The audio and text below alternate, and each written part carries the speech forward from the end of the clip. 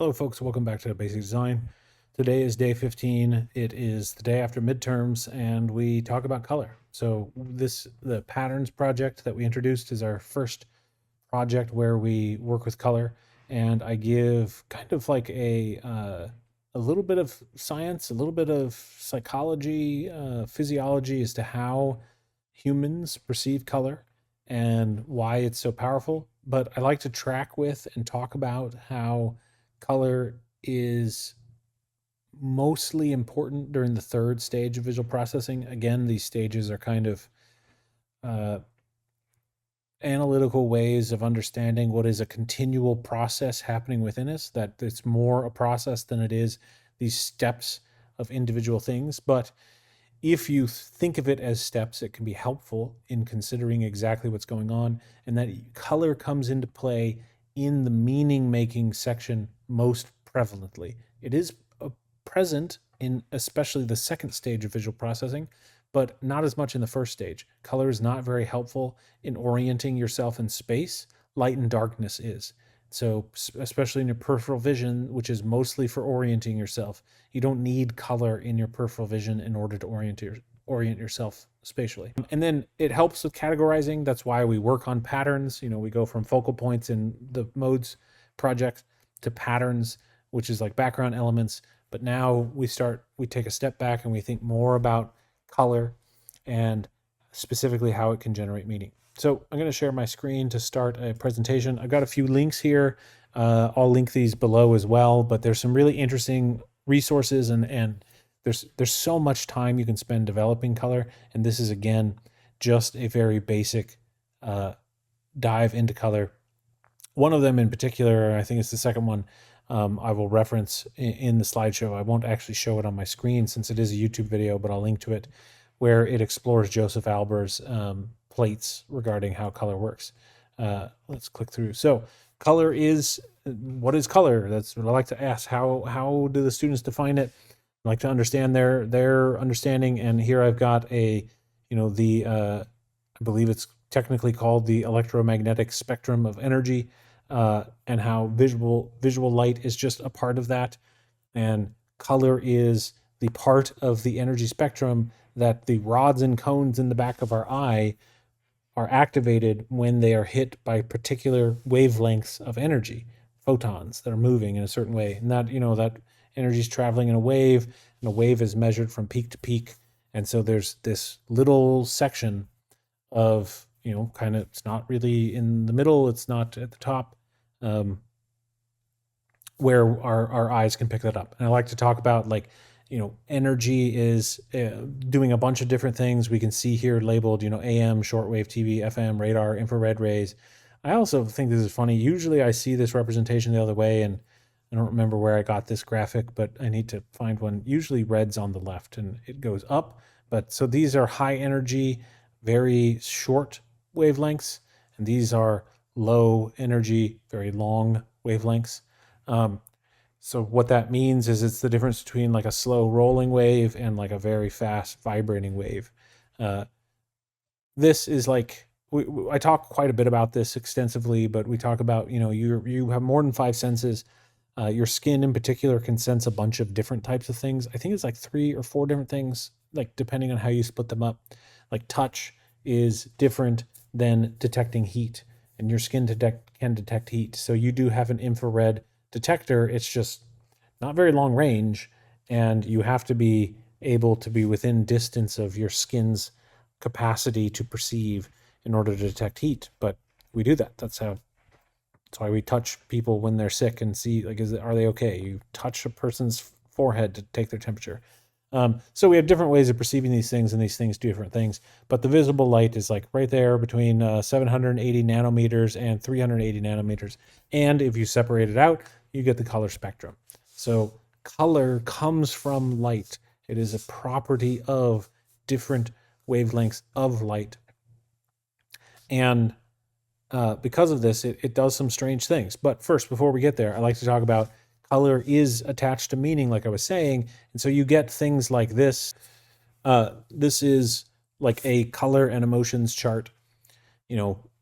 emotions and feelings that are supposedly elucidated by these colors. And in a lot of sense, especially here in America, my students often agree.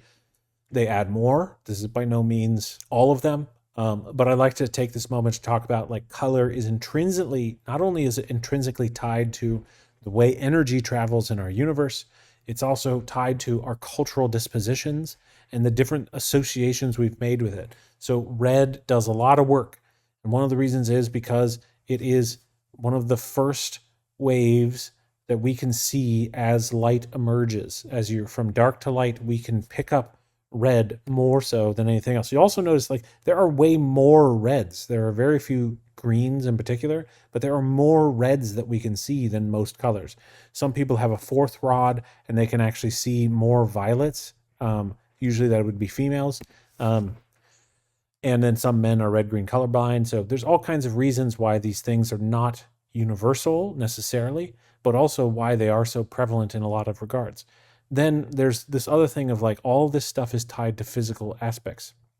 So one of the things I like to talk about is like, okay, so I just said color is a product of light, but what's this whole thing we call pigments? Like pigments exist, they're physical materials, and some pigments, some colors seem to be deeply associated with specific geographies. Why? Because certain pigments are found in certain places on the planet. One of those articles at the very beginning is about how the barns are painted red because of the physics of dying stars. So one reason why maybe humans have adapted to see the most red is because iron is extremely prevalent in the formation of stars, making it one of the cheapest pigments, and barns, being on frugal farms, are going to be painted with the cheapest color. That is why they're red. And, it's an interesting article to continue that, that is at least one of the reasons why they're painted red. They also look really nice in contrast to green grassy fields because they're complementary colors. We talk a lot about this where like different cultures have different responses to these colors and derive different emotions from them, and several of them are like attached to real things, especially red. Like, why is red love? Well, because when you are flirting and whatnot, you blush and your skin turns a deeper shade of red. Or when you're sexually aroused, you blush. Why is it related to excitement? Well, when you run, blood pumps in your body, your skin turns red. Why is it associated with the medical industry and the Red Cross? Because when people are wounded, they bleed and it's red. So there's all of these direct associations with our experience. And then there are some cultural ones. Like one of the things that one of my students said is that, when he was a kid making his folders for all of his schoolwork, obviously history was yellow. It's like, why? Like what? What association happened that he tied it to that? People with synesthesia have certain things, like some people will say certain numbers have colors associated with them. So there are lots of ways in which our processing centers in our brains overlap and these things get melded together. And maybe that's some of how the meaning comes together. Some of it might be geographic. Some of it might be physiological in that you have different changes in your rods and cones in your eye. And so you perceive things differently. Either way, they directly attach to meaning.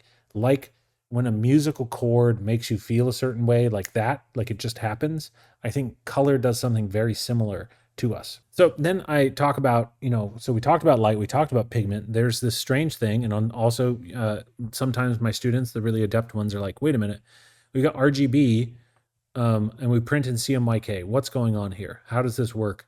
And that is the difference, because I like to, you talk about in light, if you put a prism in front of a sun ray, it separates out and you see the whole entire visible spectrum. It creates these colors. Then if you take mirrors and you bump all of those colors back into one spot, you'll get white light again.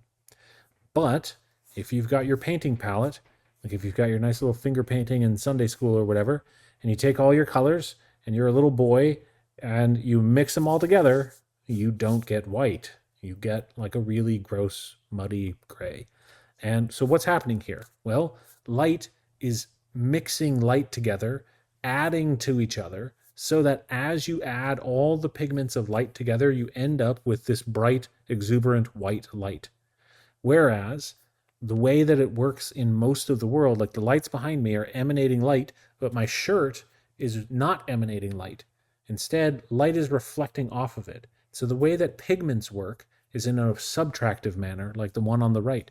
So the pigments in my shirt have some sort of pink. One of them is white, so one of the squares is white, or my beanie is like a blackish blue. It is absorbing all of the colors from the relatively white lights. They're not like sunlight, but they have mostly white light.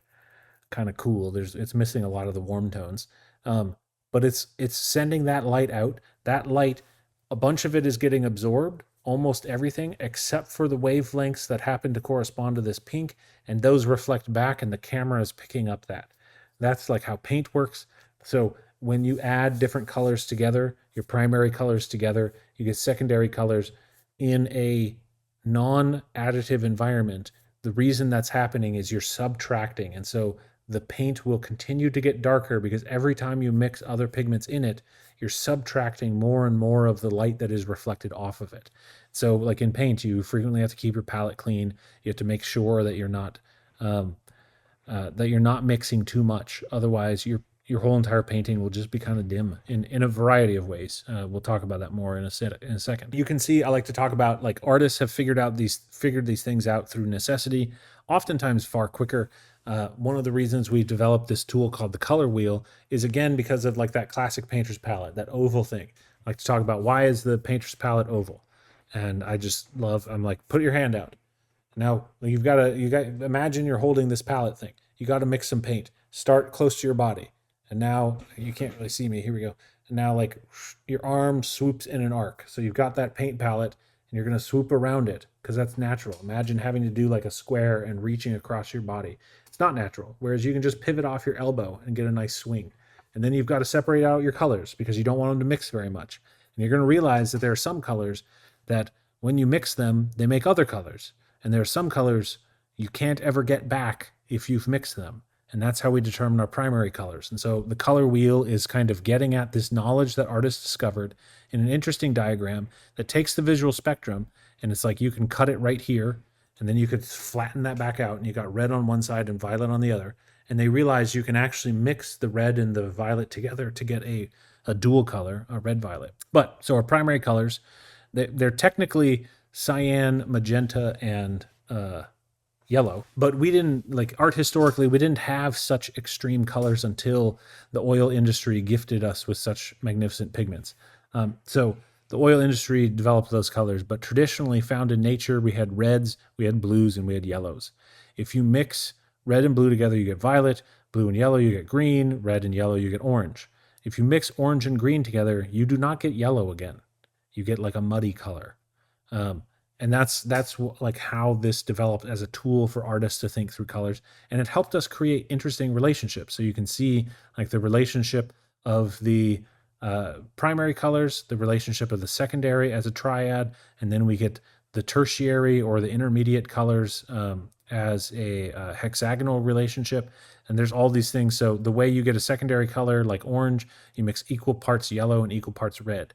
And this is true regardless of how pure your yellow and red are. That's one of the nice things about thinking through the math and what this diagram does and how it can help a painter's palette is regardless of you find your as best you can make red, as best you can make yellow, you mix equal parts of those together, you will get your best, most intense orange.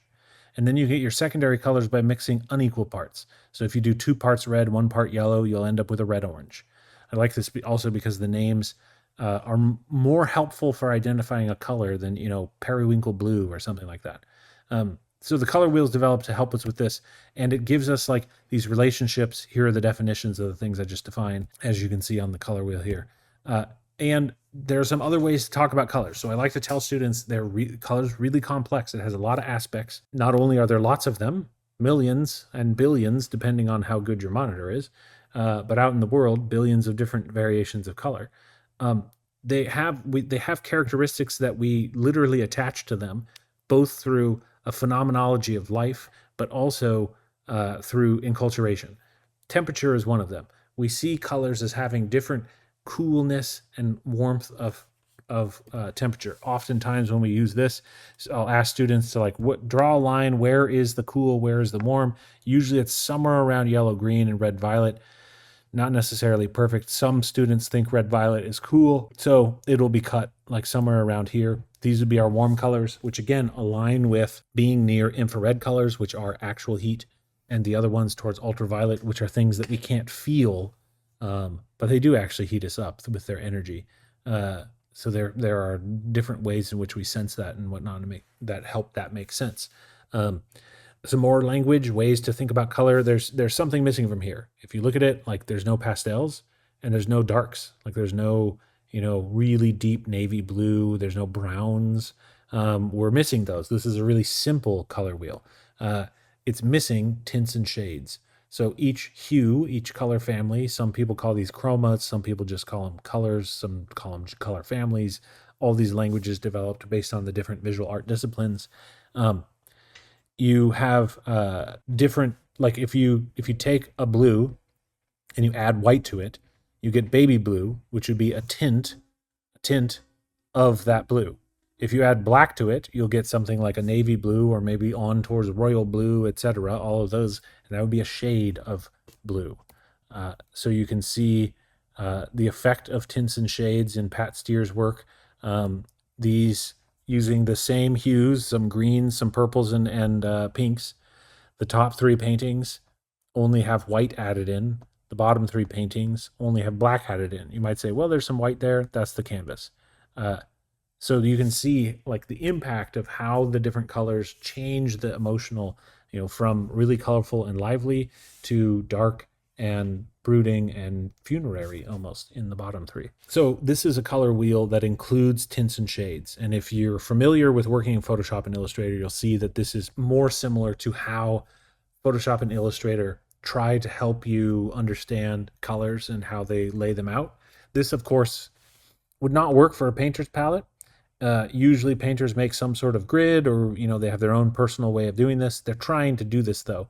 They have their white, they have their really, really dark, usually they're purples or blues that make up blacks, in order to be able to get the tints and shades. So you can kind of see the most intense ring of color in the middle and how it slowly fades towards white as you move through them, and the slowly fades towards black as you move out.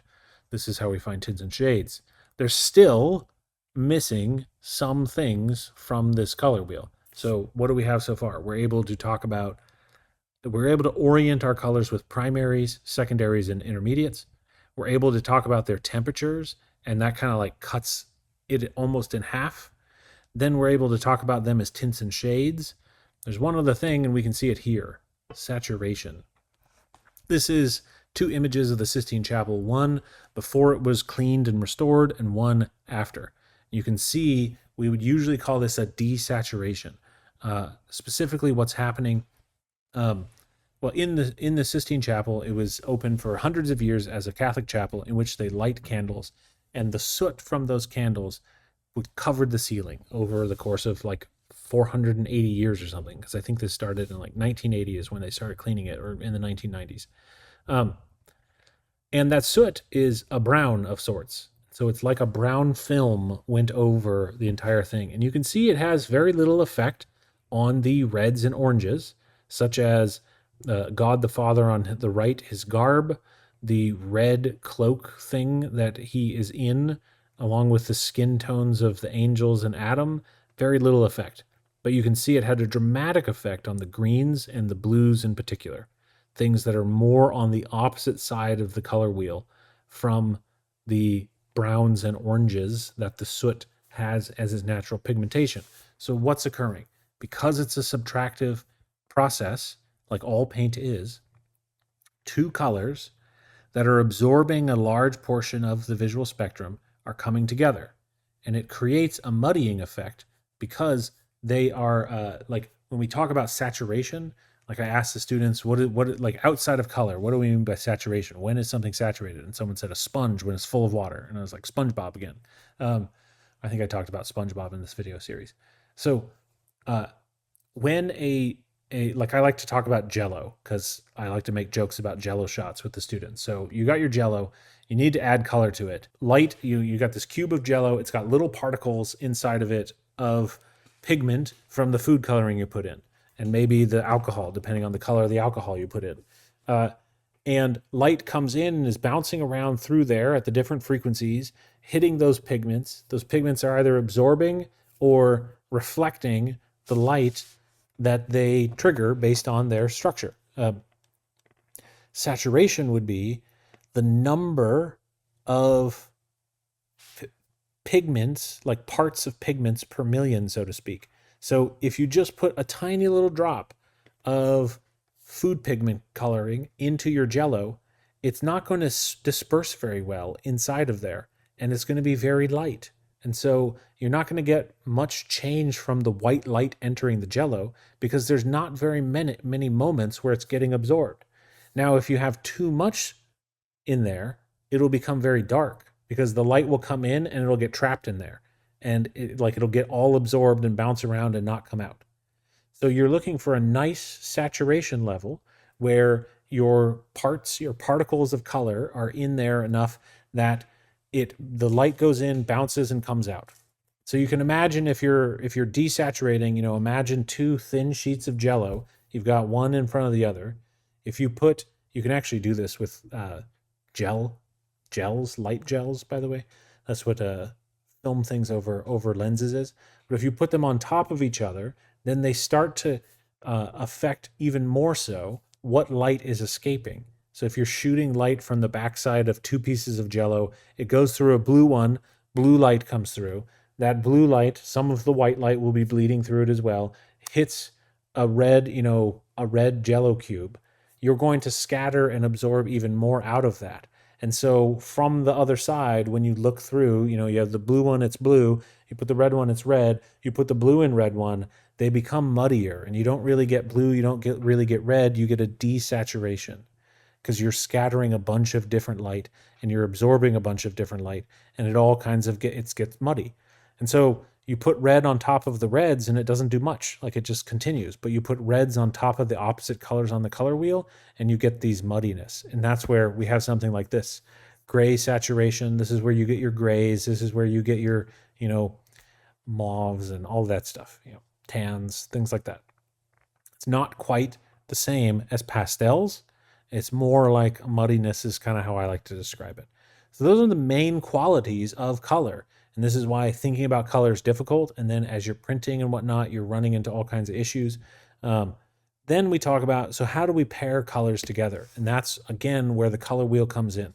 The color wheel can show us really interesting ways that artists have figured out colors that are active and interesting and enjoyable. And sometimes they're called color schemes. Adobe, I think, calls them color unities or harmonies or something like that. It's just color sets. We've got a couple of traditional ones here, 3 of them on top, and that would be a complementary color scheme, which is colors that are on the opposite side of the color wheel. These generally have a bunch of energy when they're paired together. Analogous color schemes often have a lot of unity, and so those will be colors that are next to each other on the color wheel. Monochromatic would be one color with tints and shades, which can have a variety of impacts. Polychromatic is going to be like colors from all over the color palette. You'll see this in a bunch of different works of art, especially postmodern works of art will do this. I have this note on the watch the color relativity video that should, based on this flow. Normally students are interrupting me and we're having conversations about things, and so usually this is a good point, but I'll bring it up later. So on the color wheel, if we're talking about complementary, we're talking across yellow and violet, red, orange, and blue, green, red and green, blue and orange. You'll see these in a lot of very active places. Sports teams, holidays, kids' cartoons, things like that. Analogous color schemes would be next to each other. So orange, and yellow, or yellow, green, green, and blue, green, blue, violet, violet. Things that are next to each other. Frequently, you'll see what are called triads. That's something different, but like a complementary color, but instead of the complement, it'll be the 2 next to it. So it's like a weird analogous complement, can be fun to play with. Then monochromatic would be looking at this again. It'd be like taking a sliver down all the way out and just selecting colors from there. These can be really helpful. You can see, throughout history, we've been doing this. Bird feathers for a complementary color scheme. Analogous color schemes, imitating nature. This is Jane Hammond's Fallen piece. Fall colors, as leaves, chlorophyll dies, and they frequently go from green towards yellow towards red, and then they become brown where they're completely desaturated. But that's an analogous color scheme. Analogous color schemes are frequent throughout nature. We've got polychromatic schemes here, a Nigerian piece, and it's basically got every color on the color wheel. Monochromatic can do things like this. And I go through a bunch of different examples, but then I like to talk about the other part of visual perception of color, and that is that the simultaneous contrast gets at it a little bit, but the way that our eyes perceive color with their rods and cones is kind of messy. It is very much dependent on your memory, your experience, and also the distance you are from something. So artists, especially in the 20th century, started playing around and figuring this out. Some were doing it earlier. Arguably, the reason the Mona Lisa is so enchanting is because of the way in which Da Vinci played around with the colors. Whether he knew what he was doing or not is, a mystery. But you can see this when you put complementary colors next to each other. Frequently, if they're really perfect complements and they have the same luminosity, they will feel brighter and they will almost be kind of like charged with energy. So you'll see this throughout the Renaissance. Artists were constantly using complements next to each other. It made it look like their pigments were richer or more saturated than they actually were. And this is again because of the contrast that occurs in the human eye when it activates looking at these things. You can also see like another example of a relativistic aspect of color is in George Seurat's pointillism paintings. You can see the painting on the left. Generally, the colors are pretty reddish, some maroons, some blues, maybe some greens and yellows in the background, but they're like very subdued, very muted. And then the painting on, or the piece on the right, is a close up from right here. This is from right here. And you can see his style of painting with all those dots was using almost, 5 or 6 different colors, but distributing them in a manner that your brain mixes them from a certain distance. This is most famous in his paintings are most famous from Ferris Bueller's Day Off, where they go to I think it's the Art Institute of Chicago, and they see one of them, and they're all standing at different distances from it, which is like an important conceptual part of what that movie is. I've never heard anyone talk about it, but yeah, that movie is. You can understand that movie if you think about that scene and the distance they are from the paintings. It's very interesting. Anyways, another example is like Monet. What Monet is looking at and thinking about in his haystack paintings is how our local and perceptual color is like we make simple discriminations about things based on what we think they are. Most of us, like especially if you do this and you look through a little tunnel at just the colors of the shadows of the haystack, you're going to realize there's barely anything that's dark in there. It's almost all reds and blues and greens. So Monet is trying to work himself as an impressionist out of presuming what colors are in front of him based on recognizing the objects in front of him, but just trying to receive the colors that are there. And so he makes paintings of the same things over and over, finding that at different times in different lights, the colors are very different and they change. This actually happens if you're, again, to mention McGilchrist, there's a lot of support to understand that many of the Impressionists, what they're doing are trying to put themselves in a mode of perception. Cezanne, I think, does this to the most extreme, to where they can try to shut off almost all of their left hemisphere processing of what they're seeing visually. And it opens you up to a lot more color and realizing that the world is like literally more colorful than we believe. Reading rainbow is right after all. Then there are some other things we can do with color, like arbitrary color, to just make things seem kind of sickly and gross and whatnot. So then I go through a bunch of these, and we have the students kind of like guess at like what are the different color palettes, what do they see in them and whatnot. Trying to just think about how do the different color palettes change our sense of meaning. This one is like really good, whether it's man achieving things or is it somber and dark, depending on how you read it.